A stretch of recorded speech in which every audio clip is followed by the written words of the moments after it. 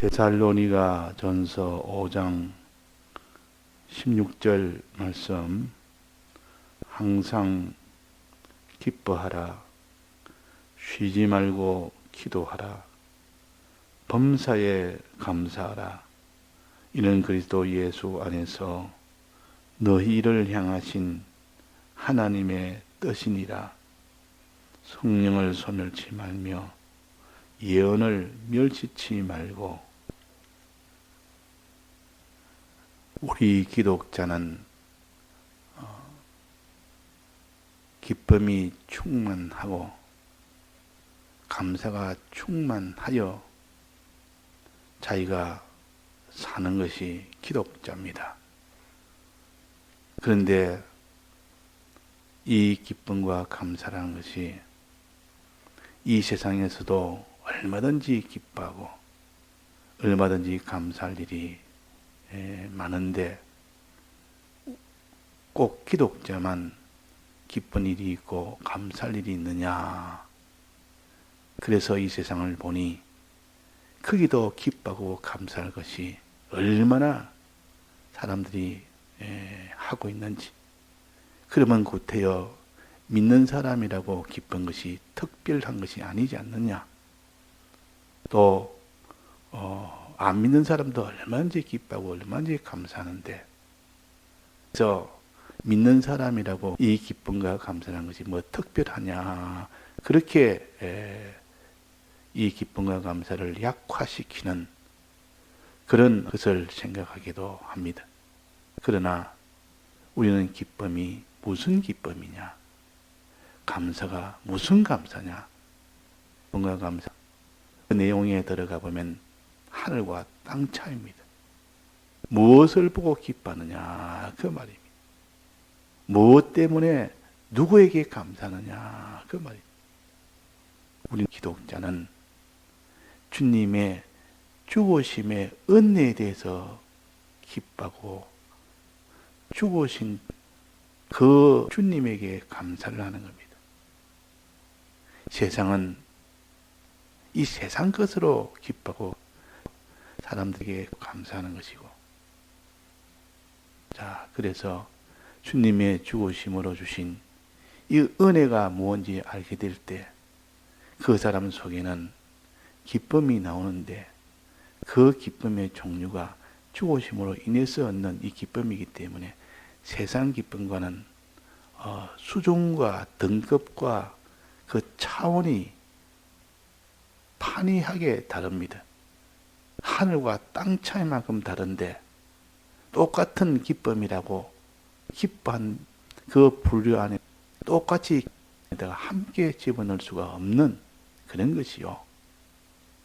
우리에게 주신 주님이 죽으심과 부활하심으로 주신 이 기쁨이라는 것은 이 세상에 있는 기쁨과는 비교를 못한 이유는 주님의 죽으심과 부활로 인한 주신 이 하늘에 대한 이 기쁨은 썩지 않는 기쁨이고 영원한 기쁨이고, 그러나 이 땅에 있는 기쁨은 금방 썩어져 없어질 기쁨이요. 또 이 기쁨 뒤에는 영원한 심판이 기다리고 있는 기쁨이요. 그러니까 이거는 세상 기쁨은 따지고 보면 심판이 있는 기쁨이기 때문에 기쁨이라고 하지 못합니다. 기쁨을 가장한 가짜 기쁨이라 그 말입니다. 기뻐한 것만큼 그 사람의 심판이 있으니까 꼭 마약을 먹으면 먹을 때는 좋아도 그 이후에는 온몸이 다 망가지고 바로 생명이 단축되는 그런 일이 오기 때문에 마약으로 인한 기쁨은 그것은 기쁨이라고 부를 수가 없습니다. 오히려 그 사람을 다 망치게 만드는 그런 기쁨인 것처럼 이 세상 기쁨이라는 것은 아무리 기쁨을 가져도 곧 없어질 기쁨이요.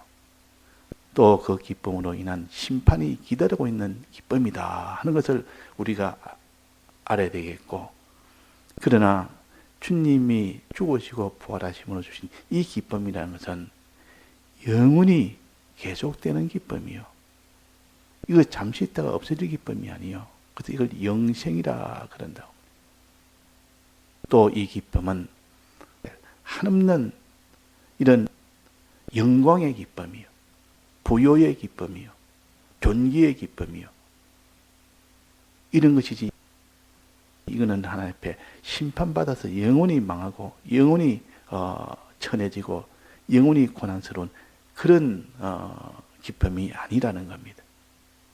그러니까 이 기쁨을 구별하다 보니까 주님이 주신 이 기쁨이 얼마나 크고 길고 높고 그것이 얼마나 영광스러운 일을, 그것이 얼마나 부유한지를, 그것이 얼마나 참 자기를 평안하게 하는지를 알게 될 때 참 기쁨은 이 땅에서 찾지 못했는데 비로소 찾아서 이런 기쁨이 천하에 어디 있느냐.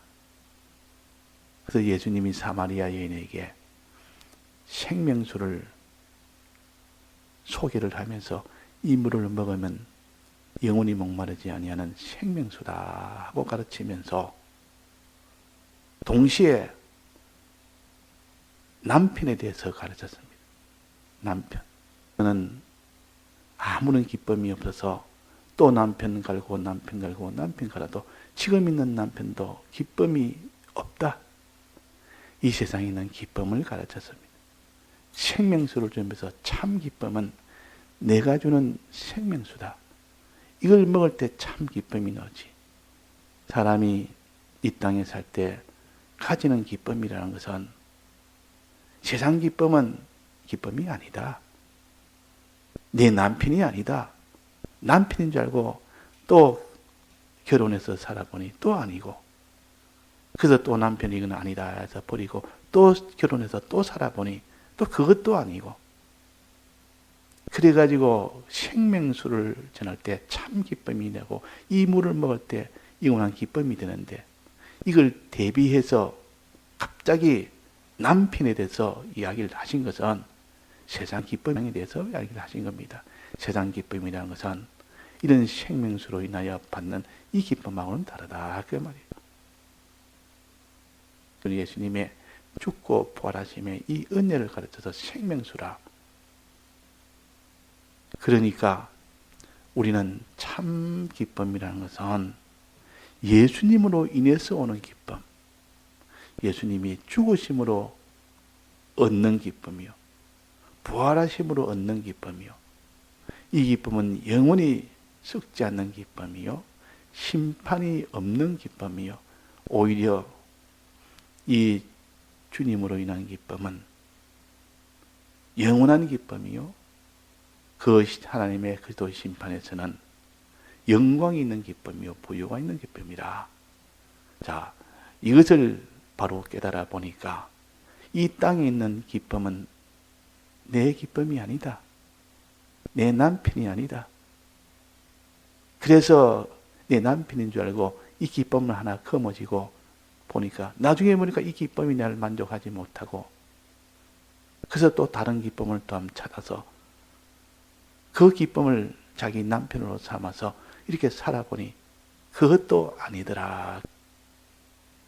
그래가지고 몇 번을 해도 아닌데 지금 있는 남편도 내 기쁨이 아니다. 그러니까 이 세상에 이 기쁨과 지금 산다고 함께 사는 그 사마리아 여자에게 참 남편은 바로 내가 참 남편이다. 영생하는 기쁨, 네가 죽고 부활한 이것이 참 내게 기쁨이다. 그러면 남편이라면 기쁨을 가르칩니다. 참 기쁨이다. 자, 우리의 기쁨은 예수님밖에 없습니다. 오직 예수라는 것은 이 세상 전부를 다 합쳐서도 예수 한 분하고 바꿀 수가 없습니다. 예수로부터 오는 것은 영생의 기쁨이요, 이 세상에 있는 기쁨은 다 없어질 기쁨이요, 심판이 있는 기쁨이다 하는 우리가 비교를 하고, 그 예수님으로 오는 기쁨은 첫째는 예수님의 죽으심으로 우리에게 주는 기쁨이라, 그 다음에 둘째는 부활하심으로 주는 기쁨이라. 그러니까 주님이 기쁨을 여러 단계로 나눌 수 있지만 크게 대별을 하면 둘로 나눌 수가 있습니다. 그걸 또 세분하면 더 많이 나눌 수가 있지만 일단 우리에게는 이렇게 둘로 먼저 나누어서 가르칩니다. 죽으심의 기쁨이라는 것은 예수님이 이 세상에 오셔서 십자가에 못 박혀 죽으시는 이 둘을 합쳐서 죽으심의 기쁨이라 그러죠. 또 다시 부활하심으로 인한 기쁨은 예수님이 다시 부활하셔서 성천하시고 성천 위에 우리에게 성령을 보내시고 이걸 다 합쳐서 부활하신 후의 기쁨이라, 이걸 부활의 기쁨이라 그럽니다. 이런 기쁨을, 큰 기쁨을 이렇게 하나하나를 생각할 때 그 사람 속에 정말 이것이 믿어질 때는 기쁨이 충만하게 됩니다. 그러나 안 믿어지면 이 기쁨이 안 나옵니다. 아무리 듣고 하고 알아도 믿어지지 않을 때는 기쁨이 안 나고 그냥 지식만 가지는 겁니다.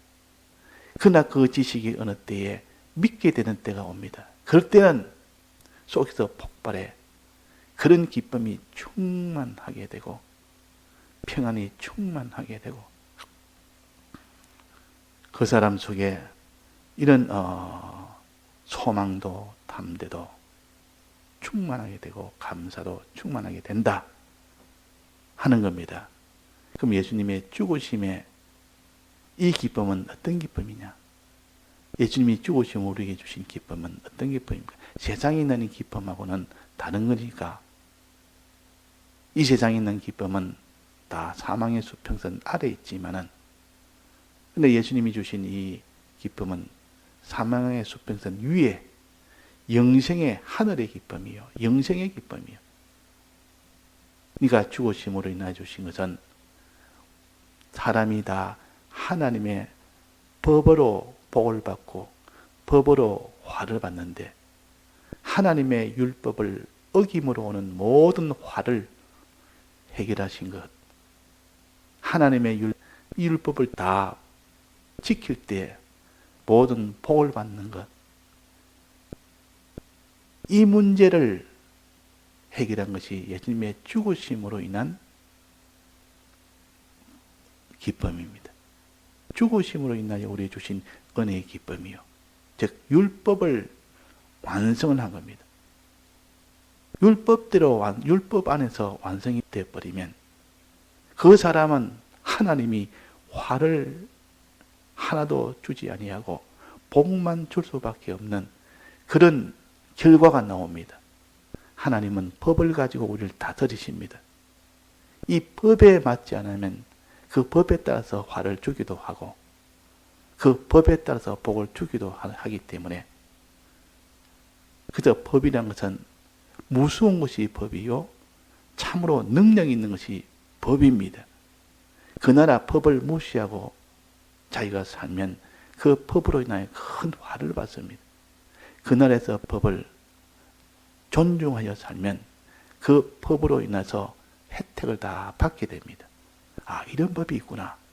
이 법에 내가 맞추면 내가 큰 이거 혜택이 있는 줄 몰랐네. 이 법에 맞춰서 살 때 너는 이 법을 만족했으니까 너는 복을 받아라. 이 법을 너는 무시했으니까 너는 이 법으로 인하여 너는 화를 받아라.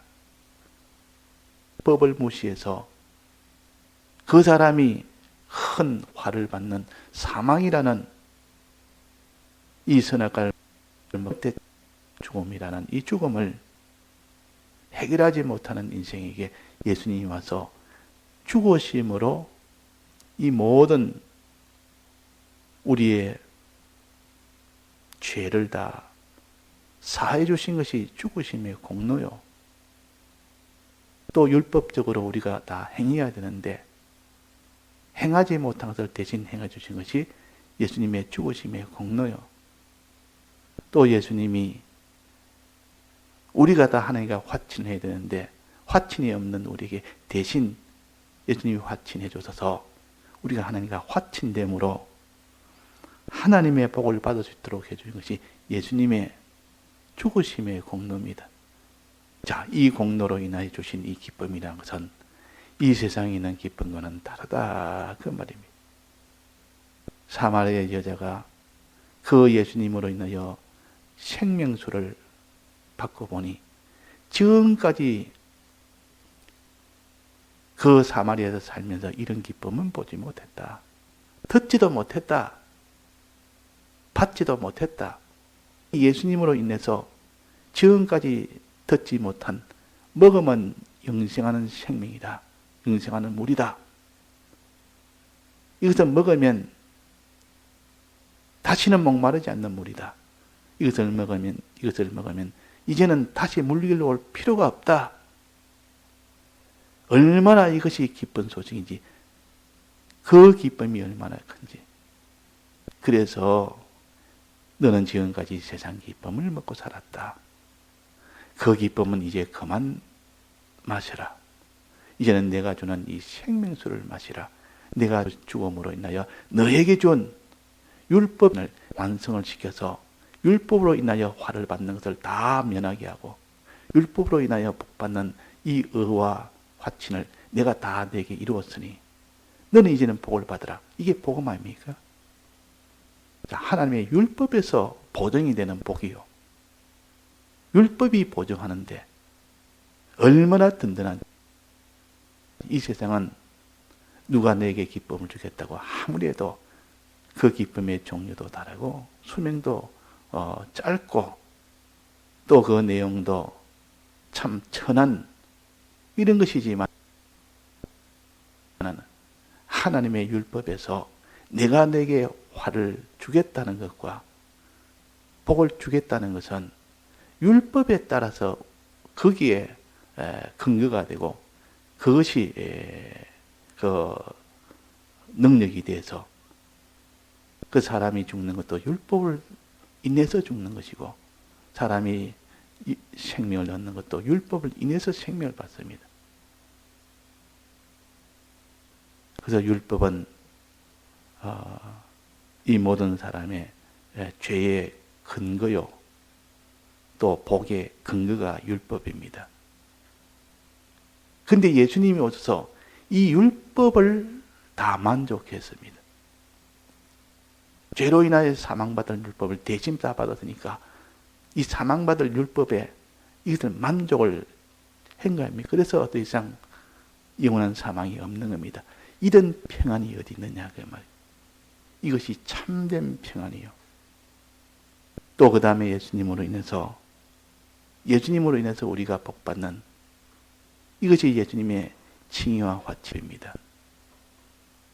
율법대로 순종하고 율법대로 하나님을 모시고 살면 복을 준다는 이 율법을 예수님의 대신 다 행함으로 인해서 우리는 하나님이 주시는 이 복을 받을 수가 있는 겁니다. 예수님의 죽으심의 공로는 얼마나 큰 공로입니까? 이 공로를 다 우리에게 주셨다는 것이요. 우리 위해서 이 모든 은택을 우리에게 입혀 주신 겁니다. 우리는 손 하나 대지 아니하고 수고하지 아니하고 힘들지 아니하고 예수님이 전부 다 해서 주신 겁니다. 우리는 할 능력이 없습니다. 이것이 은혜요 기쁨이요. 그러니까 그분에게 감사할 수밖에 없고 그 구원에 대해서 기뻐할 수밖에 없습니다. 죽으심으로 이 율법을 다 완성했으니 그것이 기쁘고 이것을 주느라고 하늘의 보화를 다 내놓으시고 이 땅에서 모든 수고와 죽음까지 다 당하셨으니 그분보다 더 감사할 일이 어디 있습니까? 그러니까 우리는 이게 대해서 감사를 해야 돼요. 죽으심에 대해서 감사해야 되고 그 다음에 부활하심으로 주신 것은 첫째는 예수님이 생명을 주신 겁니다. 부활이라면 다시 생명을 가지는 것이 부활입니까? 그 주님의 부활로 인해서 우리가 제일 먼저 가진 것이 생명이요. 우리에게 생명을 주신 겁니다. 생명. 자, 아무리 율법의 완성이 돼서 율법에 복받는 사람이 됐고 화를 면하는 사람이 됐다 할지라도 그것을 누릴 수 있는 생명이 없으면 아무 소용이 없는 겁니다. 생명이 있어야 되죠. 그러니까 죄는 없고 의만 있고 하니까 화치는 있는 사람이 됐는데 그 사람이 이제는 생명이 자자자자 줄어들어서 이제는 생명이 없는 사람이 됐습니다. 시체가 됐다 그 말이에요. 그러니까 죄 없는 시체요. 어려운 시체요.